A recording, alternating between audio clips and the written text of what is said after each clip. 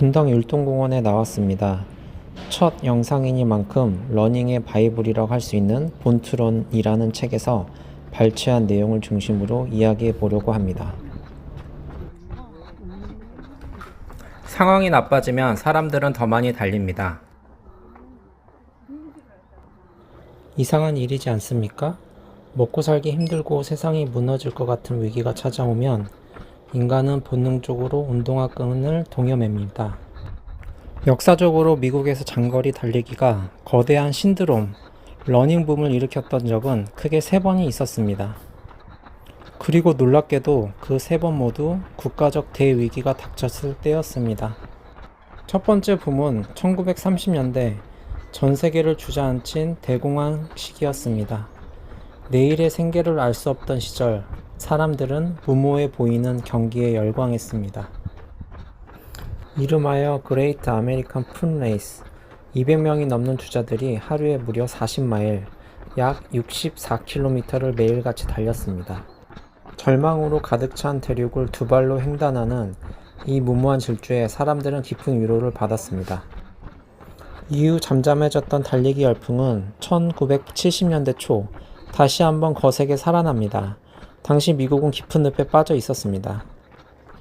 끝없는 베트남 전쟁과 냉전의 공포, 도시를 불태운 인종폭동, 대통령의 범죄로 얼룩진 워터게이트 사건, 그리고 국민의 사랑을 받던 정신적 지도자들이 잇따라 피살되던 잔인한 시절이었습니다. 사회 전체가 외상후 스트레스 장애를 겪던 그때 미국인들은 다시 거리로 쏟아져 나와 달리기 시작했습니다. 그리고 세 번째 붐은 우리 모두가 기억하는 2001년 9.11 테러 다음에 일어났습니다. 거대한 빌딩이 무너지고 문명의 안전망에 균열이 가자 사람들은 아스팔트를 벗어나 거친 자연으로 뛰어들었습니다. 트레일 러닝은 순식간에 미국에서 가장 빠르게 성장하는 야외 스포츠가 되었습니다. 위기가 닥치면 왜 인간은 달릴까요? 그 답은 우리의 유전자 속에 각인된 오랜 생존의 법칙에 있을지도 모릅니다. 최초로 1마일을 4분 안에 주파한 인물이자 의학도였던 로저 베니스턴은 인간의 달리기 본능을 이렇게 명쾌한 비유로 설명했습니다. 아프리카에서 매일 아침 잠에서 깨어난 가젤은 제일 빠른 사자보다 빨리 달려야 한다는 것을 알고 있다. 그렇지 않으면 죽을 것이다. 아프리카에서 매일 아침 잠에서 깨어난 사자는 가장 느린 가젤보다 빨리 달려야 한다는 것을 알고 있다. 그렇지 않으면 굶을 것이다. 사자든 가젤이든 태양이 떠오르면 달려야 한다. 역시 마찬가지입니다. 우리 안에는 태양이 떠오르면 달려야만 하는 사자와 가젤의 피가 흐르고 있습니다. 문명의 위기와 상관없이 인류 역사상 가장 완벽하게 그리고 가장 오랫동안 달려온 부족이 있습니다. 바로 멕시코 깊은 협곡에 숨어 사는 타라우마라족입니다. 사실 이 부족의 이름부터가 하나의 거대한 수수께끼입니다. 그들의 진짜 이름은 라라무리, 즉 달리는 사람들이란 뜻입니다. 타라우마라라는 이름은 과거 스페인 정복자들이 그들의 언어를 이해하지 못해 제멋대로 부른 틀린 이름이었습니다. 그런데 왜 그들은 수백 년 동안 이 잘못된 이름을 교정하지 않고 그대로 불리게 내버려 두었을까요? 이유는 라라물이 나왔습니다. 그들은 정복자들과 이름을 두고 입씨름을 하거나 싸우기보다 그냥 평소 그들이 하던 방식대로 숨막히는 협곡 너머로 달려가 버렸기 때문입니다. 공격에 대해 폭력이 아닌 달리기로 대응하는 것, 그것이 라라무리의 방식이었습니다. 이 초장거리 달리기를 즐기는 라라무리족 사람들은 달릴 때 그 어떤 한계도 두지 않습니다. 달리다 보면 갑자기 자신의 두 다리로 얼마나 그리고 어디까지 갈 수 있는지 끝없이 알고 싶어지기 때문입니다. 간혹 그들의 달리기 본능은 상상을 초월하는 기행으로 이어지기도 합니다. 언젠가 라라무린이 뜬금없이 시베리아 한복판에 나타난 적이 있습니다. 그는 우연히 화물선을 탔다가 정신을 차려보니 러시아의 막막한 스텝지대를 두 발로 건너고 있었던 겁니다. 결국 발견되어 멕시코 고향으로 돌려보내졌죠. 아픈 일도 있었습니다. 1983년 고유의 소용돌이 무늬 치마를 입은 한 라라무리 여인이 미국 캔자스 시내 한복판에 나타났습니다. 신발도 제대로 신지 않은 채 낯선 길을 헤매며 웅얼거리는 그녀를 보고 사람들은 정신 이상자로 판단해 정신병원에 가두어 버렸습니다. 그녀가 했던 말은 정신 나간 소리가 아니라 아무도 알아듣지 못한 부족의 고유 언어였습니다. 한 사회복지사가 이 사실을 알아채기까지 이 달리는 여인은 차가운 정신병원 병동에서 무려 12년이라는 세월을 갇혀 지내야 했습니다. 고향의 협곡을 시원하게 달리던 그녀에게 그 12년은 얼마나 잔인한 감옥이었을까요? 미국 콜로라도의 척박한 광산마을 리드빌 트레일 100 대회 창시자인 켄 클로버는 울트라 러너들에게 이런 말을 남겼습니다. 고통을 친구로 삼아라. 그러면 절대로 외롭지 않을 것이다. 인간이 고통을 친구 삼아 달릴 때 문명은 새로운 신화를 만들어냅니다. 1974년 사상 최고의 장거리 승마 경주인 웨스턴 스테이트 트레일 라이드를 앞두고 고디 웬슬레이라는 남자의 말이 그만 다리를 절게 되었습니다. 보통 사람이라면 경주를 포기했겠지만 고디는 미친 생각을 해냅니다. 말이 못 뛰면 내가 뛰겠다는 생각이었죠. 그는 낡은 스니커즈를 신고 말들이 서 있는 출발선에 나타났습니다. 그리고 시에라 네바다 산맥의 험준한 100마일 코스를 오직 자신의 두 다리로 달리기 시작했습니다. 그는 말과 똑같이 시냇물에 머리를 박고 물을 마셨고 체크포인트에서는 말들을 기다리던 수의사에게 다가가 청진기를 내고 건강 체크를 받았습니다. 모두가 비웃었던 이 미치광이는 제한시간 24시간을 고작 17분 남겨두고 당당히 결승점을 통과합니다. 미친 사람은 고디 혼자가 아니었습니다. 이 경이로운 광경을 본 이듬해에는 또 다른 주자가, 그 다음해에는 또 다른 주자들이 말 대신 맨몸으로 도전했습니다. 결국 1977년 주객이 전도되어 말들은 이 레이스에서 밀려났고 웨스턴 스테이츠는 세계 최초의 100마일 도보 경주가 되었습니다. 사실 이보다 앞서 멕시코 정부는 이 놀라운 능력을 가진 라라무리족의 능력을 올림픽에서 쓰고 싶어 했습니다.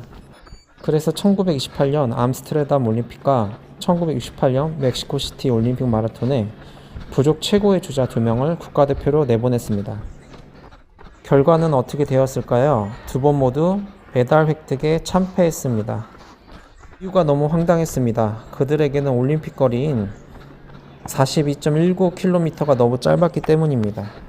라라무리 주자들이 몸을 풀고 고속으로 기어를 바꾸기도 전에 그들이 보기엔 하찮고 작은 마라톤이 허무하게 끝나버린 것입니다. 그들은 몇 날 며칠을 달려야 비로소 힘이 나는 사람들이었던 겁니다. 인간의 통념은 늘 이들을 오해했습니다. 경쟁과 전쟁에 익숙한 현대인들은 그들의 달리기를 기록과 순위로만 보았습니다. 하지만 그들의 문화에 조금만 주의를 기울였다면 알 수 있었을 겁니다.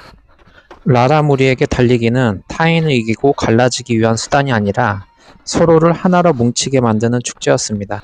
험한 협곡에 멀리 떨어져 사는 부족들이 서로가 친족이자 형제임을 확인하는 유대의 수단이었고 위급한 일이 생기면 온 부족이 한달음에 달려오게 만드는 생명의 네트워크였던 것입니다. 스포츠 과학과 데이터에 집착하던 비질 코치는 선수인 애니 그 어떤 과학적 각본도 없이 오직 죽기 아니면 까무러치기라는 자발적 투지만으로 로키 산맥의 홈로를 정복하는 모습을 보며 전율했습니다. 울트라 러닝의 세계에서는 훈련 매뉴얼이나 과학, 일반적인 통념 따위는 무의미해질 때가 있습니다. 진짜 획기적인 발전은 인간 내면에서 뿜어져 나오는 자발적인 노력에서 시작됩니다. 그 자발적 에너지의 정점이 섰던 인물이 바로 체코의 전설적인 러너 에밀 자토팩입니다. 자토페크는 그냥 달리기를 미치도록 사랑한 사람이었습니다. 신병 훈련소에 있을 때도 모두가 잠든 한밤중에 손전등 하나를 들고 거친 숲속을 20마일, 즉 32km씩 달렸습니다. 그것도 얼어붙은 한겨울에 하루 종일 고된 보병대 훈련을 마친 상태에서 무거운 전투화를 신은 채였습니다. 주변에서 왜 그렇게 무식하게 뛰냐고 물었을 때 그는 이렇게 답했습니다. 천천히 달리는 방법은 이미 알고 있습니다. 중요한 것은 빨리 달리는 것이라고 생각합니다. 달릴 때 온갖 괴상한 표정을 지으며 고통스러워하는 그를 보고 기자들이 왜 웃으며 뛰지 않냐고 묻자 그는 담담하게 말했습니다. 내게는 달리면서 웃을 수 있는 재주가 없어요. 내가 하는 운동이 피겨스케이팅이 아니라 다행입니다. 스타일이 아니라 스피드로만 점수를 얻을 수 있으니까요.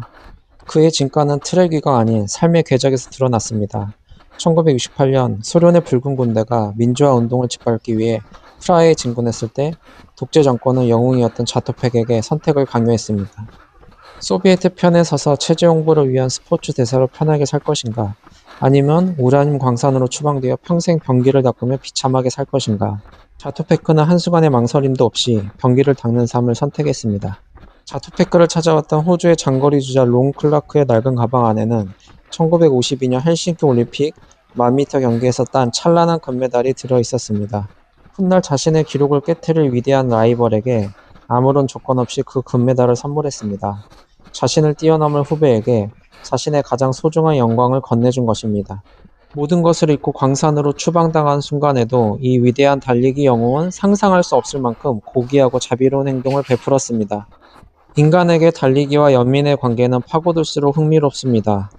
인류 역사상 거대한 연민과 인류애를 보내준 이들의 전당에 에브람 링컨과 넬슨 만델라가 있는 것은 과연 우연일까요? 링컨은 젊은 시절 동네에서 그를 이길 수 있는 소년이 없을 정도로 뛰어난 달리기 실력을 가졌고, 넬슨 만델라 역시 대학 시절 총망받는 크로스컨트리 선수였습니다. 만델라는 좁고 차가운 감옥에 갇혀서도 매일 제자리에서 10km 이상을 달렸습니다. 그들이 가졌던 인간에 대한 깊은 사랑과 지치지 않는 투지는 어쩌면 매일 달릴 때 찾아오는 피로와 고통을 다스리는 과정에서 길러진 것일지도 모릅니다. 자투패크를 평생 지켜본 동료 론 클라크는 그를 향해 삶에 대한 사랑은 그의 모든 행동 속에 빛났다고 말했죠. 자투패크는 고통을 다루는 법을 아는 사람이었습니다. 나는 피로를 사랑합니다. 사실 나는 그 짐승이 나타나기를 기다려요. 그가 나타날 때마다 그를 더 잘 다룰 수 있으니까요. 매번 더 잘 통제할 수 있어요. 라라무리 부족의 협곡에는 그들과 함께 달리는 이상한 이방인이 있었습니다. 한 남자가 언제나 부족 주자들의 뒤를 묵묵히 따라갔고, 그 후로는 마을에서 흔적도 없이 사라지곤 했습니다. 털이 덥수룩한 모습으로 하이시에라의 거친 산맥을 홀로 방랑하던 남자. 그가 바로 외로운 방랑자 카바요 블랑코였습니다. 그는 잭 케루악의 소설 다름 행렬을 읊조리며 트레일 러닝을 하나의 구도로 삼았던 사람이었습니다. 우리는 다르마 행렬에서 트레일 러닝을 배웠어요. 한 번 하기로 했으면 끝까지 하라. 그 어떤 것과도 비교할 수 없는 느낌이 든다. 오직 나와 신들만 남을 것이다. 밤이 불꽃처럼 타오를 것이다. 삶을 타고 가서 완벽한 웃음을 웃게 될 것이다. 그곳에는 선량한 싸움만 있다. 100마일을 달리는 울트라 러너 젠 역시 달리기를 통해 깨달음을 얻고자 했습니다. 100마일을 달리면 선의 상태에 들어갈 수 있다고 생각했어요. 세상에 웃음과 평화를 가져다주는 부처가 되는 거죠. 하지만 내 경우에는 그렇지 못했어요. 나는 지금도 여전히 시시한 사람입니다. 하지만 사람들은 자신이 원하는 사람, 더 좋은 사람, 더 평화로운 사람이 될 가능성이 항상 있어요. 이 구도자들은 한결같이 현대 문명이 만든 화려한 러닝화를 경계합니다. 러닝 전문가들은 충격적인 진실을 말하죠. 발을 신발 속에 넣는 것은 발에 깁스를 하는 것과 같습니다. 다리에 깁스를 하면 6주 이내에 근육 조직의 40에서 60%가 위축됩니다. 발을 신발로 감쌀 때도 비슷한 일이 일어나죠. 우리가 매일 신는 쿠션 빵빵한 고급 신발 역시 우리의 발을 안락함이라는 감옥에 가두어 발바닥 고유의 장근육과 아치 기능을 완전히 죽여버린다는 뜻입니다. 세계적인 울트라 러너 스콧 주렉이 최근에 읽은 일본의 마라톤 수도승들도 마찬가지였습니다. 7년 동안 매일같이 울트라 마라톤 거리를 달린 이 수도승들은 고기 한 점 먹지 않고 오직 된장국과 두부, 채소만 먹으며 자그만치 4만 킬로미터를 달렸습니다. 그들의 발 역시 문명의 신발과는 거리가 멀었습니다. 멀리 갈 필요도 없습니다. 놀이터에서 천진난만하게 달리는 어린 아이들을 보십시오. 아이들은 발을 몸보다 앞으로 뻗어 땅을 찍지 않습니다. 정확히 자신의 몸 바로 아래에 발을 내려놓은 다음에 부드럽게 뒤로 밀어내며 달립니다. 세계 마라톤을 제패하는 케냐인들의 주법도 이와 똑같습니다. 이들이 달리는 방식은 우리가 어릴 때 맨발로 달린 방식과 놀랍도록 유사합니다. 오늘날 많은 주자들은 몸속에 당을 태우는 방식으로 훈련합니다. 하지만 이것은 장거리 주자들이 가장 피하고 싶어하는 일입니다. 우리 몸에는 계산상으로 캘리포니아까지 달리기에 충분한 지방이 축적되어 있습니다. 그러니까 당 대신 지방을 태우게 몸을 훈련시킬수록 한정된 당 탱크가 더 오래 갈 것입니다. 지방을 연소시키는 유일한 방법은 장거리 달리기를 하는 동안 유산소, 역치, 즉 숨이 차는 지점 아래에 편안하게 머무르는 것입니다. 쿠션이 들어간 신발과 포장도로가 생기기 전에는 우리 조상들에게 이 속도를 제한하는 것이 훨씬 쉬운 본능이었다는 것을 잊지 말아야 합니다. 부상 없이 영원히 달리기 위해서는 무리한 스트레칭 대신 곧바로 체력 훈련을 시작하는 것이 좋습니다. 런지, 팔굽혀펴기, 쪼그려뛰기, 크런치 같은 맨몸 체력 훈련을 매일 30분씩 해주는 것만으로도 충분합니다. 지구상의 척추동물 역사를 통틀어 인간은 꼬리도 없이 오직 두 발로만 달리는 유일한 동물입니다. 생물학자 프렌블 교수는 놀라운 사실을 발견했습니다. 네 발로 달리는 지구상의 모든 포유동물은 치명적인 한계를 가집니다. 그들은 한 발짝 걷고 한 번 숨 쉬는 주기 속에 갇혀 있습니다. 달리는 속도가 빨라지면 호흡이 꼬여 숨을 쉴 수 없기 때문입니다. 하지만 지구상에서 유일한 예외를 발견했습니다. 바로 인간입니다. 인간은 발걸음과 호흡의 주기를 자유자재로 조절할 수 있는 유일한 존재입니다.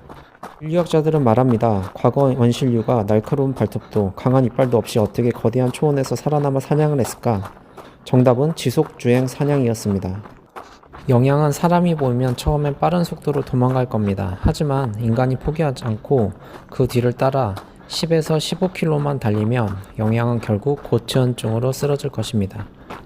무더위 속에서 10km를 달릴 수 있는 사람이라면 동물의 왕국에서 가장 치명적인 존재가 될 수 있습니다. 인간은 온몸으로 땀을 흘리며 달리면서 열을 발산할 수 있지만 동물들은 달리는 동안 숨을 제대로 쉴 수 없어 열을 식히지 못하기 때문입니다. 즉 인간은 애초에 달리기 위해 태어난 존재인 것입니다. 그러므로 달린다는 것은 단순한 육체의 노동이 아닙니다.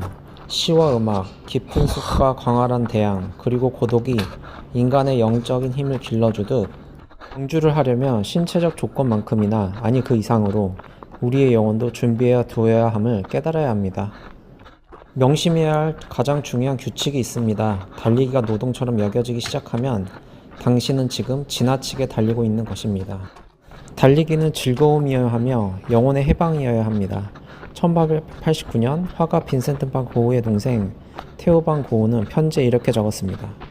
오랫동안 그의 머리는 동시대에 풀 수 없는 문제들로 꽉 차 있었고 지금도 선의와 무한한 에너지로 그 문제들과 싸우고 있다. 그의 노력은 헛되지 않았지만 생전에 자신의 노력이 결실을 맺는 것은 보지 못할 것이다. 우리 역시 수많은 풀 수 없는 삶의 문제들로 머리가 가득 차 있을 때가 있습니다. 세상이 무너질 것 같고 국가적 위기가 찾아오고 개인의 삶이 흔들릴 때 우리는 본능적으로 운동화 끈을 메고 밖으로 나갑니다. 비록 우리가 살아있는 동안 이 세상의 모든 문제가 완벽히 해결되는 결실을 보지 못할지라도 우리의 노력은 결코 헛되지 않을 것입니다. 지금 머릿속이 복잡하다면 세상의 소음을 끄고 밖으로 나가 가만히 땅을 뒤덮으십시오. 태양이 떠오르면 우리는 그저 달려야 합니다. 그것이 우리의 유전자가 기억하는 위기 극복의 방식이니까요.